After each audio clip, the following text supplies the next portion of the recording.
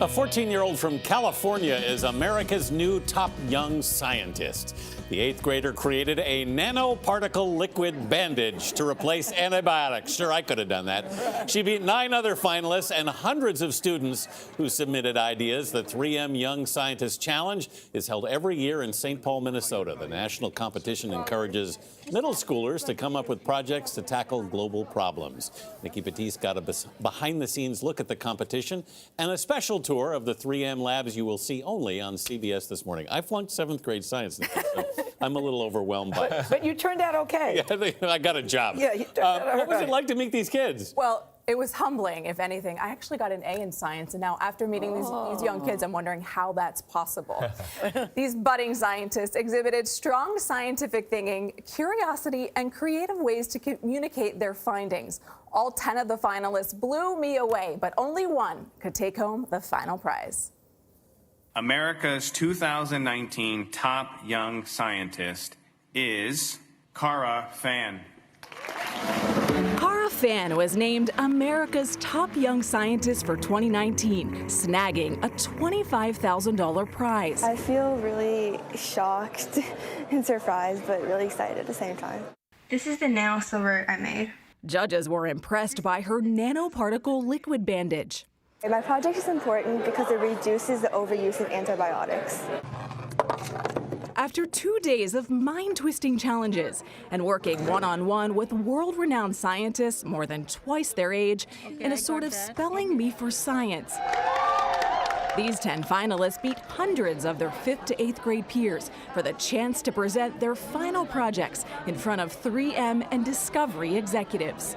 I would have a solar panel. Caroline Crouchley got 2nd place. She created a sustainable train that she says is safer and more efficient than Elon Musk's Hyperloop. 4 million children develop asthma every year due to air pollution from cars and trucks, and there are 11,000 new cases every day.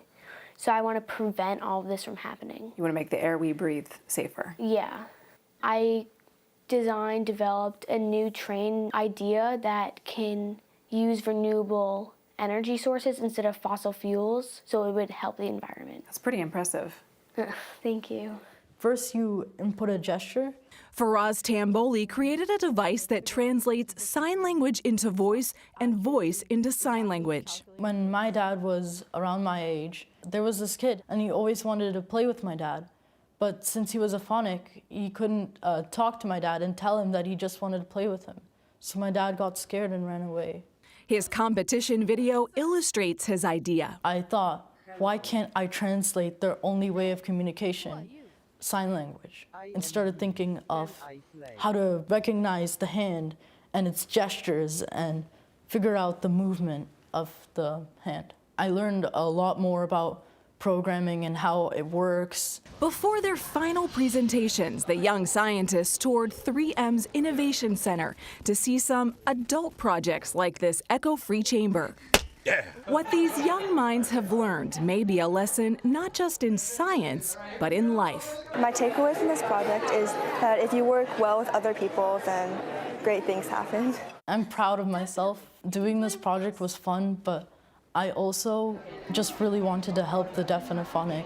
So in the future, I don't have to look back and see that there's still a problem in this world.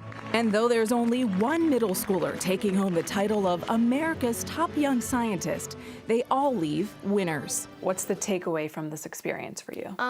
That I still won. I was a finalist and I made it this far, so it's good that I put the effort in and I didn't give up. One of the most impressive things to see was that these kids were more interested in making their projects a reality than just winning. They truly want to change the world. Past winners have met the president, been featured in Forbes' 30 Under 30 list, spoken before Congress, and given TED Talks. If these kids are our future, I'm pretty optimistic. Yeah, I want to ride in Caroline Crowley's train. Oh, yeah. No, That's very it's cool. amazing. I mean, uses a magnet. And the sign language translator is really useful. I want to put that into practice. Any slackers there with potatoes or the baking soda volcano? No slackers.